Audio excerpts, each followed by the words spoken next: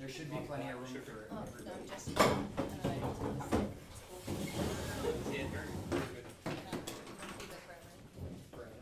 Everybody comes to the I can just pick this up and move it?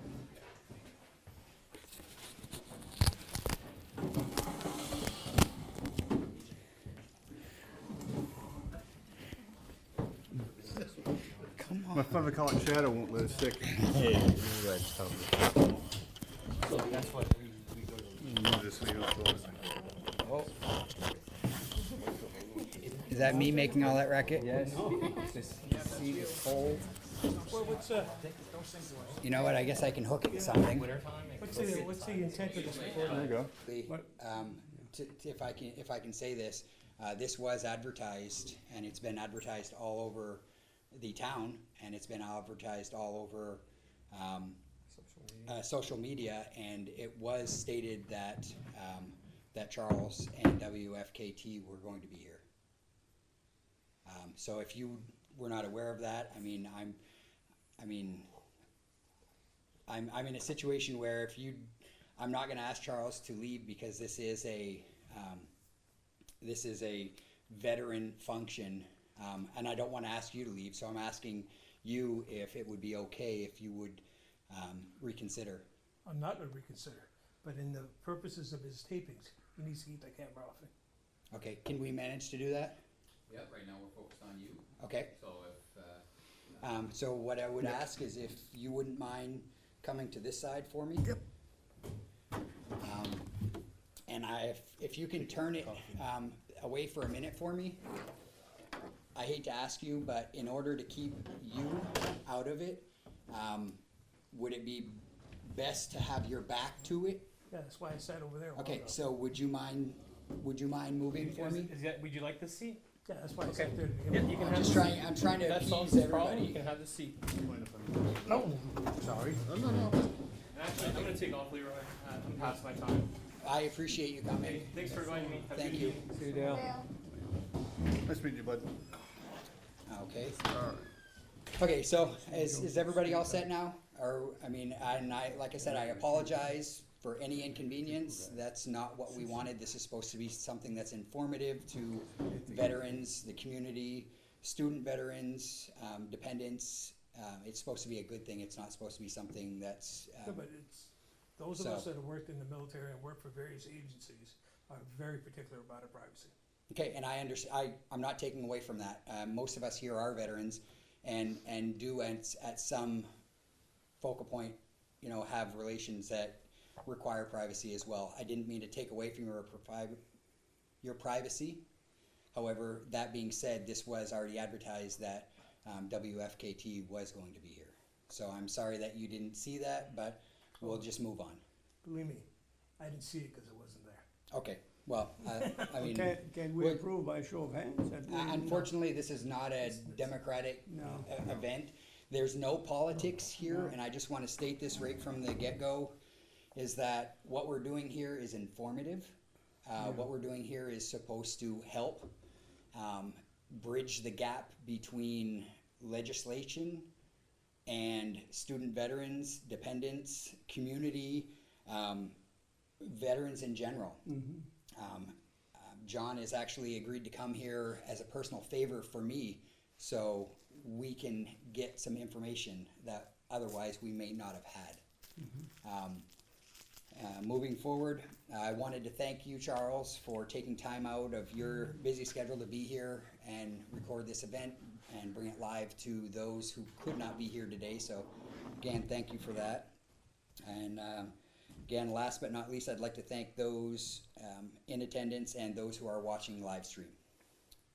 And next I will introduce John DeVoe. John DeVoe is a 14-year U.S. Army on active duty, Reserves and National Guard with 2 deployments to Iraq.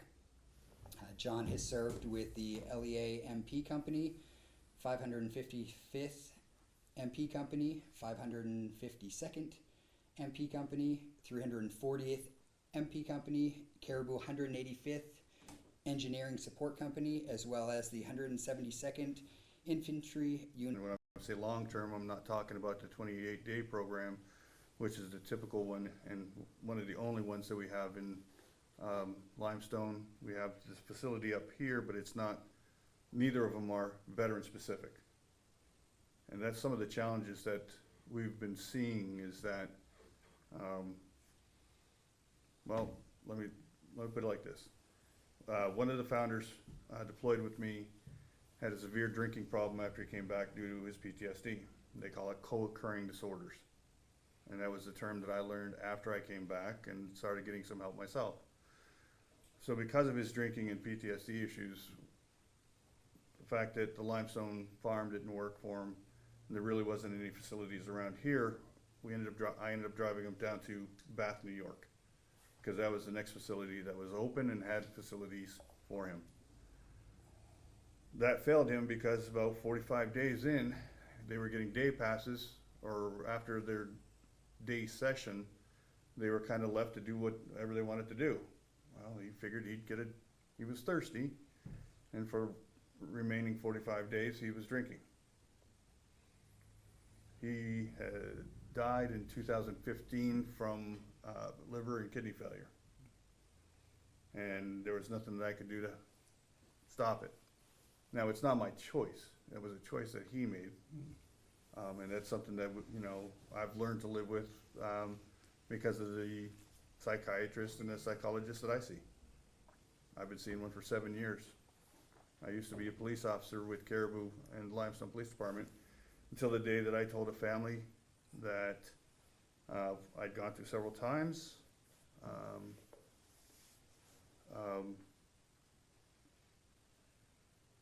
Told them if you did your effing job, I wouldn't be here. Now, while some police officers may think that, or maybe most, they don't say it. So what I had done is I had lost my empathy. And at that point, I realized, my friend actually realized as he was drinking, he told me what my problem was. And he told it was I lost my empathy. I didn't care about people anymore. If you weren't a veteran who served with me, I didn't care about you. And that was the complete wrong way. I'm sorry if that was mine. That was a complete wrong thing for a law enforcement officer to say. So a few days later, I resigned and started going and getting counseling from the VA. Now, why am I putting this out publicly? It's because I'm 6'2", 280 pounds. I was a staff sergeant in the United States Army.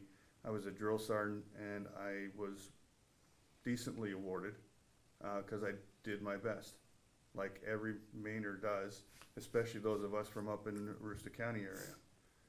We're hard workers. We're dedicated. We don't put up with shit, and we make sure that it gets done. And people look at me and they think, well, he's an able-bodied guy. Why is he retired? It's because you don't see all of the injuries. You don't see the fights that my wife and I had and almost ended our marriage. The stress that my children were under because of,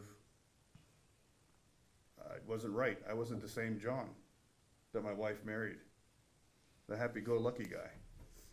I had changed. My whole outlook on life had changed. We had seen things that normal people will never see except for on, you know, Grand Theft Auto or, you know, some wannabe movie about the military that's got maybe a tenth of the truth in it. Transitioning from being homeless to someone who is now a person in the community that is providing for themselves and for the community, like every one of us. And he became homeless again. So 4 of us got together and we decided something had to be done. And 2 years later, we did the final grand opening of the United Veterans of Maine Dahlgren Schedule Farm of Hope. 2016 was the big push for us. We had the fundraiser called Project 16, where we raised $48,000 thanks to the good people of Aroostook County and the organizations within Aroostook County. The next day, we got a check for $10,000 from Farm Credit East, because they believed in what we were doing as well, and why they wanted to make sure that they had did their part in the community as well. So we were able to raise $58,000 in a matter of a week. That money helped us get a mortgage through North State Federal Credit Union, excuse me, to purchase the property and then start building. So being a prior military and an operational guy especially, I set out on a lofty goal of remodeling a 2,000 square foot building into offices. And we did that in 4 months, and we had our grand opening April 15th, 2016. And I've got pictures. If you know where it's at, it used to be the old Phil's Florist, right off the Washburn Road in Caribou. So there's pictures of me sitting at a table kind of like this on the backside of the walk-in cooler, doing schematics and plans of how we wanted to see this go, to include the cabins that we ended up building afterwards. December 2016, I had set a task for October. We accepted our first individual November or December of 2016, where we ended up 2017 with just over 200 bed nights. Now, what does it mean by a bed night? A bed night is the number of beds that you have in your facility and the number of people that have stayed in your facility per night for 365 days. So our first year, and we hadn't even finished our 4 duplexes yet, we had bought a trailer, and I mean a camper trailer, for the individual to be able to live in, and he was there for 277 days out of the first year we were open. The next year, July 2017, we had the groundbreaking for our cabins. November, we started taking applications. That year we had over 1,000 bed nights. That brings us into 2018, we had over 1,000 bed nights. 2019, all the cabins are now up and running. 2019, we had just over 1,900 bed nights. We have 6 individual units and a family unit. And we were full some of those nights. 2020, as just the Marines or the Coast Guard. We go as a combined force in order to kick some ass, take names, and come home. Then why the hell are we, as veteran service organizations, pissing in the wind at each other? Okay, I'm, as a combat veteran, am no better than a veteran who served in the National Guard, who didn't go anywhere. We are all working for the veteran. We all can wear our hats in our own clubs. And our clubs may have benefits for certain veterans and eras and services. I'm a member of the DAV, the VFW, the American Legion Riders. I can't be a Marine. I don't eat crayons, and no offense. Wow. That was actually live, just Yes, letting it you know. was. Courtesy of John DeVoe. Let's see. Okay, we should My probably- medication's slowing down now. We should probably move on to the legislation now. I don't want to get the legislature. We're talking about, that's politics. No, but Okay, that's why we're so here. one of the reasons that Leroy had brought me here was he wanted me to talk to some of the legislation that's going on within government.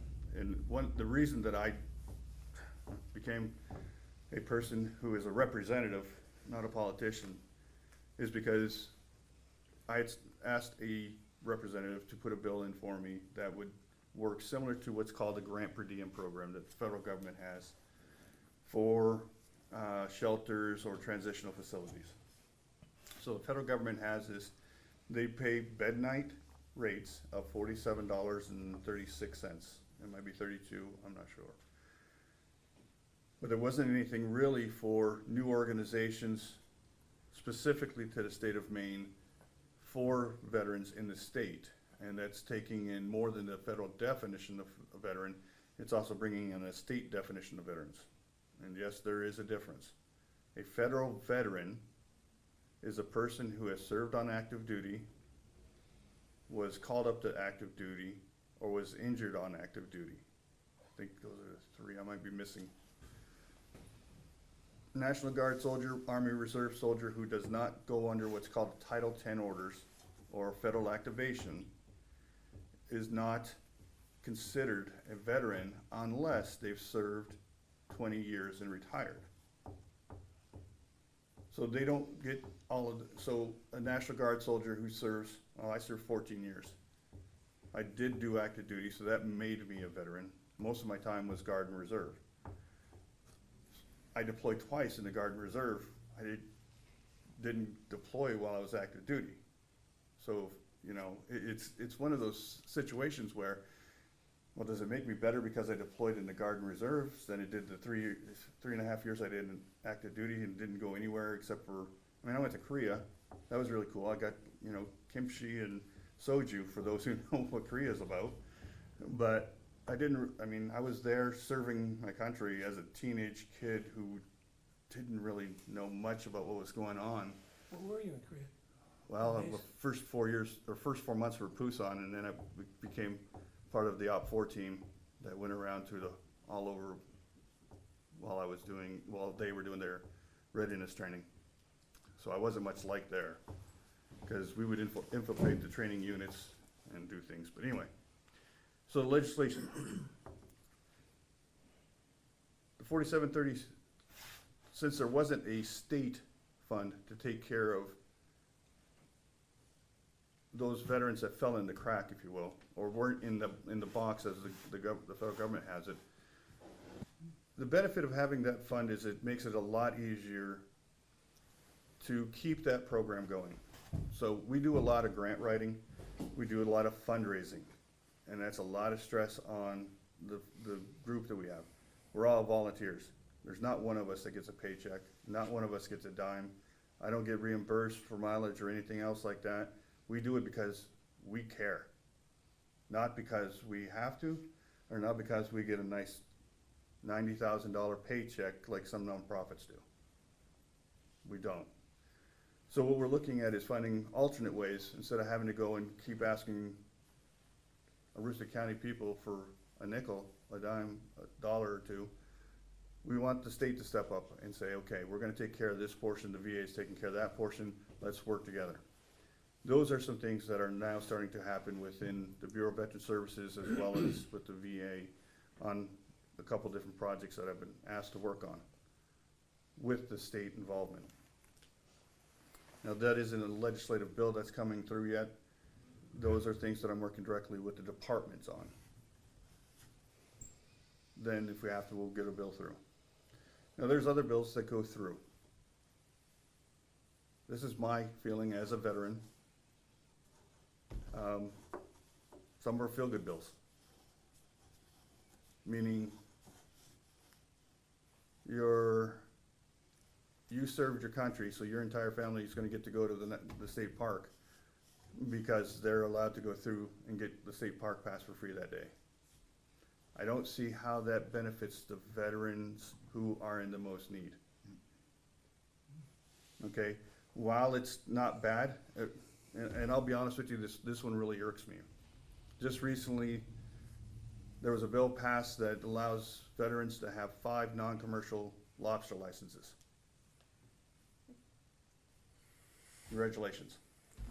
5, not 5 traps. Can we donate them to somebody else? No, because the license got to be in your name. It's non-commercial too. I have a huge problem with that. Oh, yeah. I mean, while it's a feel-good bill, and sure, I'll probably go get some lobster and you can bring the butter. It doesn't serve the veterans who are in need. All right, does this mean that a veteran who's homeless now can go get his 5 lobster trap licenses and eat for a while? I guess. Gotta buy a boat first. You know, I never thought of that. I don't have a boat. I'm in Aroostook County with a Ford F-150, no boat. So, I'm gonna get flack for this, because that's not politically correct. I don't care. Okay, I don't. I'm honest. That's just who I am. I was taught that way, I've lived that way, that's just who I am. We don't need the lobster licenses, thank you. Put money in the homeless fund. So, if there are bills or there are things that you would like to see come through legislature, you have your representatives up here. You know, bring it to them. I'll be more than willing to help any organization or anybody who has questions. Because I've been doing it a lot longer than a lot of the representatives on the veteran issues. It doesn't mean that some of them aren't pretty savvy with it. But I'll always be there for a veteran who's in need. Leroy has my information. Aaron's up this way, Tony's up this way. I'll also give out my cards before we leave. Use them as toothpicks, keep them around, I don't know. But they're there for you guys if you want to contact me and be able to talk about veterans issues. That's opening on the 3rd. I do want to say that there is ways to have, There's overnight housing in Bangor, not in Bangor, but in Boston. If you're a patient there or you're gonna like that, they have housing for you, but you have to contact them sometimes months in advance. all right, The big problem is when you have an urgent need for medical care and you don't have enough time to put all those things into plan yeah. in order to make it happen. So those are things that Giselle has been working with myself and a number of others to try to get changed. Some of the problems are that the way that the government has their rules currently. Right now, they are giving grants out to like the VFW in, I can't remember which county it is, because they're at a 7-to-1 ratio. So for every veteran, there's 7 non-veterans. Aroostook County, up until the census we're using currently, we're at 11-to-1. So we are outside of that grant fund. So there are challenges that we've been discussing for at least the last 4 years with the VA directors. Actually, Ryan went from director to regional director now, and he's still trying to get it worked out. It's not unique to Maine, though. That's the unfortunate part is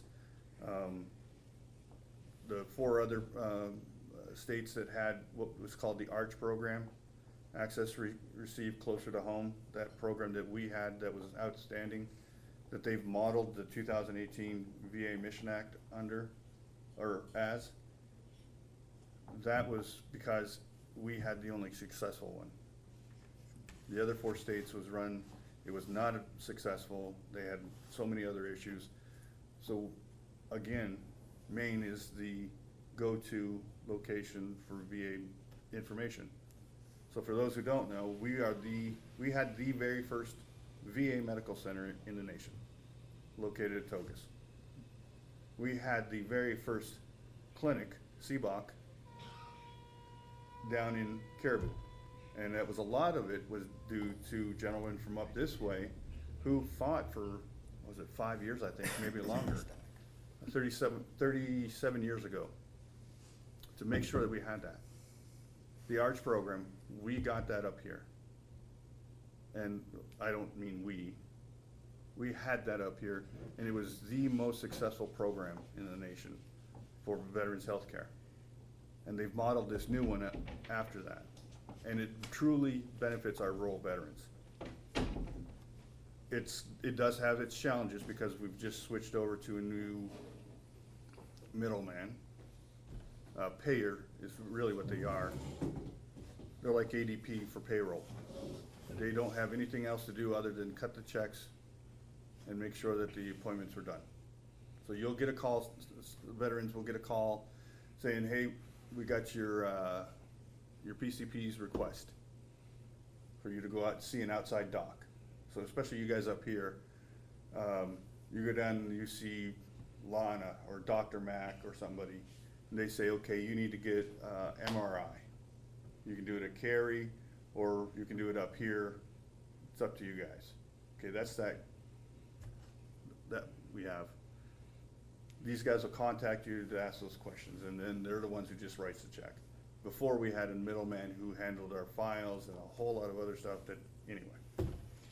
If I can just piggyback on that, part of your transportation issue that you brought up, I also serve with John on another Aroostook County Veterans Advocacy I'm on Committee. that board Yeah. also. And that is actually one of the issues that we've spoken No, it's about been there. ongoing. I got out of the service at 87 medical. Right. I'm a disabled vet. I've had 12 major surgeries since I've been out of the service. And answer our questions and whatever questions we have following that up. And look, and the goal is to take them from the Togus Medical Center in a vehicle and drive them up here. So they see what it is for a veteran who, well, I'm sure they're quite healthy, or he's quite healthy, a veteran who could be in pain to have to drive that. You can break a leg or something. I'm not saying that on camera. I didn't. I said you could. I mean, it's not feasible, but I mean, you could. Okay, all right, just keep digging. So, but that's the whole idea. We did that with Dr. Shulkin when he was the undersecretary for the VA. We brought him up here. He sat and he listened to the conversations and the questions and the discussions that we were having, and it made a difference for us at a time. Unfortunately, with politics, people change positions, new people come in, everybody forgets about what was going on before. So the goal is to get the individual up here and to work with them and have them work with us like they've done before. Let us be the national leader again in the mental health and substance abuse programs, the assisted living program that we're looking at doing as well. I submitted a request to our senator to open up a pilot project that will allow project-based vouchers under HUD-VASH. Now, HUD-VASH is like Section 8, but it's specific to our veterans. So Leroy ends up homeless because of the comments he just said. He now calls down Go to live with Darren, Togus, right? he gets a voucher, okay, and that voucher allows him to go to a landlord, and that landlord can accept it or not. That's great. Problem is for organizations to be able to remain sustainable, they really don't want to get into the landlord-tenant. They'd rather have the VA do a direct contract with them so they know that they can keep doing what they're doing, making it a whole lot easier. So that has been already requested. That was done today, requesting that to the senators to make that happen. So we are working on it. It is challenging. It is not fast. When I'm down there, I talk to them and I say the standard timeline is 2 to 5 years for state, 5 to 10 for the feds. Just what it is. There is nothing I can do about that. Hurry up and wait. Yeah, so I've been going on. You guys have questions? Anybody have any questions? All right. So, I'm a civilian. I've never served, and I don't want to take credit for that. I understand there's a lot of problems with stolen valor and things like that, and I think we live in a day and age where it's kind of acceptable to burn a flag, stomp on a flag, which is disgraceful, personally. My dad served 20 years in the Navy, and my grandfather was Vietnam, and so on. And I'm going to nursing school, so I can hopefully on a personal level and a professional level fix some of the issues that are in that. Mm. How as a nurse might I best advocate for a veteran? Go to work for Just the as a VA. broad question. Go to work I'm for the hoping. VA. Yeah. I gotta say, I've unfortunately spent way too much time in VA hospitals. But the Yeah. nursing care in the VA hospital and the people who work there are just outstanding. Yeah.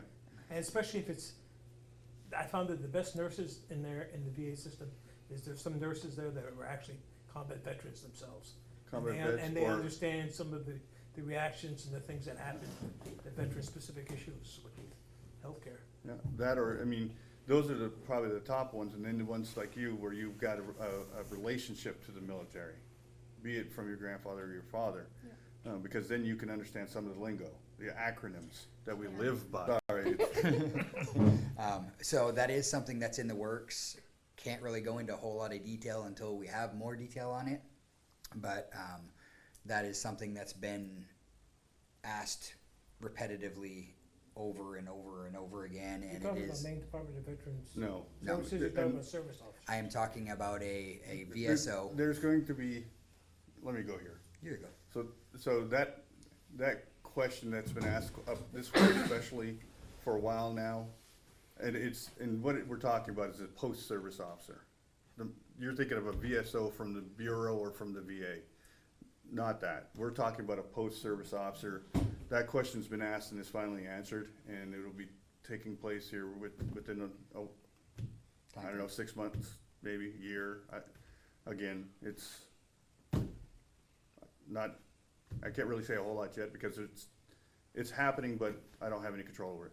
So there will be a post-service officer that's gonna be coming up here and being able to do the forms, much like your veteran service officers that you think of, as well. We were fortunate here for years when Morris Leesout was up here. Yep. And Morris, he did a great job for veterans, then he moved on to Augusta. And they've been through a series of less desirable candidates since then. Well, we do have Barrett Fisher, and he has been very successful on a number of claims that helping a lot of the veterans. So, and I can't say much about Chris because he did help me. He was the one who got me where I needed to get to initially. But this There has person- been challenge, yeah, but yeah. but these folks work for the Maine Bureau of Veteran Services. What we're talking about is a volunteer Yeah. that's going to be assigned to one of the posts up here that will be doing it. We talked about Post, a veterans organization? Yes. Okay. Basically what it's gonna be is, there's gonna be one individual, and this individual is going to be trained by the VA, and they are going to have all the rights and access. They'll be, I believe it's what they call accredited. Yes. They will be an accredited veteran service officer for the Northern Aroostook What County. was Gallagher's positions when he was here, Bill Gallagher, William Gallagher? Bill Gallagher? Yeah, he was doing that He on was the VA. finance. He was doing a DAV, service officer position for a while. Well, the DAV, and I think the closest one's what, Madawaska? Are they still open? I don't think so. I'm not sure. So the DAV does the same thing. They do a national certification or Right. accreditation. So there are veterans in central Maine that have that or had that. A lot of times the posts do what they call, it's a 4-hour course they're a post-service officer. All right, and that's to fill out, and I don't remember the number on the form, but there's a form to get you started in the VA. And then generally they get assigned somebody from one of the accredited. You're actually gonna have an accredited person up here as a volunteer that's gonna be able to do a lot of that stuff for you. One that speaks French. I believe so.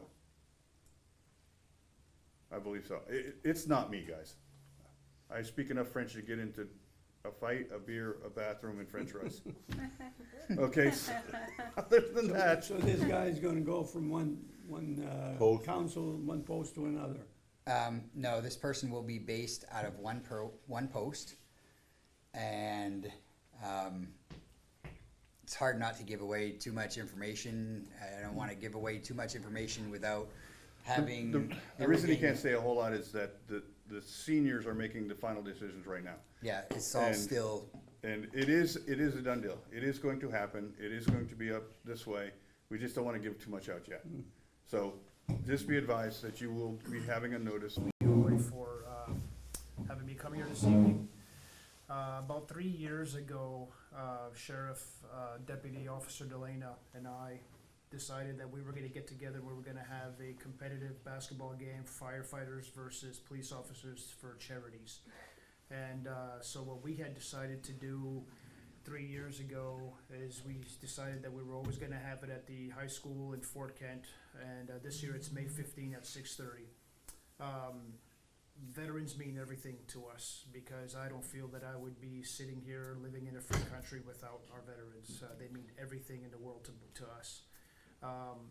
So 3 years ago, when Mike and I were kind of talking, we know that, law enforcement and firefighters serve their communities and stuff like that, but we just wanted to take it just one step forward. We wanted to try to see if we could get charities involved and do something for charities every year.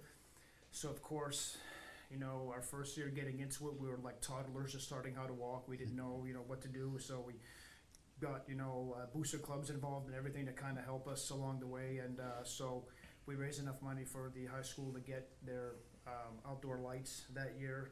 We put them over the top to get that. The second year, we decided to do for charity for All Things Become New, which is for families and people that have brain injuries and stuff like that. And then last year, one thing that we decided to do for Hope and Justice Project for domestic violence and stuff like that. And we usually bring in some pretty good crowds. We have some great law enforcement officers that are involved in this. We have great firefighters that are involved in. We have firefighters come up for as far as Augusta to come play in these games and stuff like that. So I pulled them in from everywhere because a lot of the firefighters were an aging fleet, so just being able to get up and down the floor without needing is big for us. So Mike and I were talking this year, and we both came to the conclusions we really wanted to do something for our veterans. So we were thinking of some bigger projects and stuff like that, and the first person I thought of was Leroy right away. And so I asked Leroy, what do you think? We want to do something for the veterans, but we're kind of, lost with this, so we don't know what's out there. And then that's when he came up with the United Veterans of Maine, which is, there's charities out there, and there's really big charities and stuff like that, but we like to concentrate on the smaller ones. And it's kind of weird to say that, but it's so when he came up with that, I said, that's it.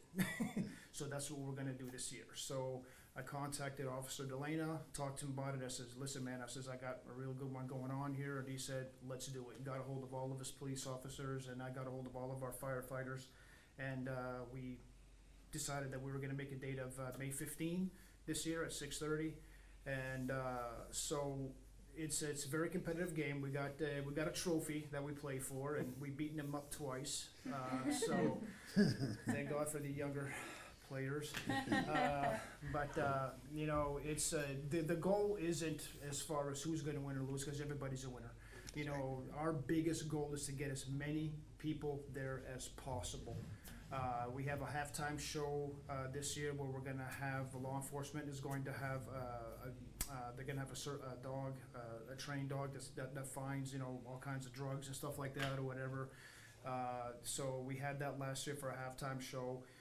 The Border Patrol, Immigration Services has a dog that does that, and people got a real big kick out of it last year. So the only thing that we asked, like if we're going to need to have somebody who represents for you guys to come up and before the game starts to come up and talk about what it's all about. So I guess it's going to be John. I just want to clear the record that I mean, many of my hats are a lot of things. Or, try to get that going. So it kind of jars people's a little bit, to think about that while they're there, especially when somebody's up and talking about it. So May 15, 6:30, whoever can be there, that's fine. And I think we televised it last year. And so it'd be kind of cool. We'll try to see if we can get a GoFundMe page going somehow. Also for people that can't be there, do a GoFundMe and stuff like that. So we worked on that, I believe, last year too. And so. However you need our support, Thank you. you can let the student veterans, let us know, Yeah. and we'll help however we can. Hey, thanks so much. Thank you. Appreciate that. Whatever other organizations can do, and us as as people and veterans, and Absolutely. we'll help out however we can. We'll keep in contact anyway, because you're my go-to person. It's another one of my hats. Yeah, there you go. Does anybody have anything else? Aaron, you've actually sat there really quiet. I mean, you don't have anything to say? Oh, I do, but I just don't know if this is the right place for it. No, one of the major issues is a lot of our young vets. I mean, I'm relatively young, but there's even younger vets that come back from some very interesting areas. And there's a disconnect because they're young, they look healthy, they look like they're normal, quote unquote, and you have an off day and you don't want anybody to see you have an off day, you have a tendency to want to hide. And when you hide, you pick up habits that are not necessarily the best. And it kind of hits home for me because I have a buddy that passed not too long ago. And it really upsets me to see I see how the older veterans suffered for years, but now I see the younger ones going through it. And it would be nice, and I understand everybody suffers in different ways, but it would be nice for the older generation to also take in consideration that the younger generation, war is war. It doesn't matter if it happened in 1826 or the War of 1812 or 1776. We have young men and women coming back now that are broken. They look quote unquote normal and everything's fine. They got a smile on their face. They'll give you the shirt off their back. They'll give you a ride. They'll be all over the place. But they're broken. And when I know a handful of them that will never ask for anything, just because they're scared to ask for something, because of the stigma that goes with it. That's right. True. And it chaps me in more ways than one, because like there's a veteran that put out a request needing help to move furniture because they had a broken surgery for something. And I have time on my hands. That's something that a lot of people don't have. I have time. So I don't have a problem volunteering and helping. And it's like John said, you travel and you don't ask for gas money. Service is service. There's no price on it. You just do it. It's like a firefighter. You get a call, your beeper goes off, you're not thinking about, oh, I didn't eat, I need to shower. No, the beeper goes off, you're gone. Police officer sitting in a car. It's service. It's you're there not for yourself, you're there for others. And the mindset that if you get hurt because you're doing that, you go to a fire, you fall down a ladder, whatever, okay? You don't want to ask for anything because, well, it happened on the job, right? It's the same concept, the same principle with these young veterans that are here today. And we... But you can't make a big deal about it. It's got to be Right. under the radar. I do want to put in a plug for the law enforcement in Aroostook County. And it's not because I was one, it's because since I've left and I've seen some of our other brothers that have have dealt with law enforcement in one way or another, they've taken a big step to learn, if they weren't a veteran, to learn what it's like or what some of the issues are that our veterans are dealing with. Are they perfect? Nobody is. We're not perfect as veterans. We can't expect the police to be perfect, but they have actually taken this step to go out and learn how to deal with a veteran. Firefighters, I mean, you guys were always good, you had that caring public service anyway, so I mean, you guys were always good, but you also understand when you have a veteran in crisis, it's different. So I do applaud both you guys, public service in Aroostook County. It could be a hell of a lot worse. If you look around the country, it could be a hell of a lot worse. So, thank you. And thank you for having this. No time. I just want to share one thing, and I challenge everybody on this. I have a mentor of mine, and obviously I have, being in the limelight often, I have multiple mentors, and quite a few of them. But my mentor challenged me to, when I see a problem with a veteran, or I hear of a problem with a veteran, to do what I can do to take action to solve that or to help that veteran. So I sit here and I look at everybody here at this table and everybody that's watching, and I challenge every one of you that if you know of a veteran that needs help, reach out. Everybody knows how to get a hold of me. If you don't, somebody else does. I mean, the contacts and the networking that we all have, there's not a veteran that should ever be in need. There should be a way that we can help. And that's what this is all for.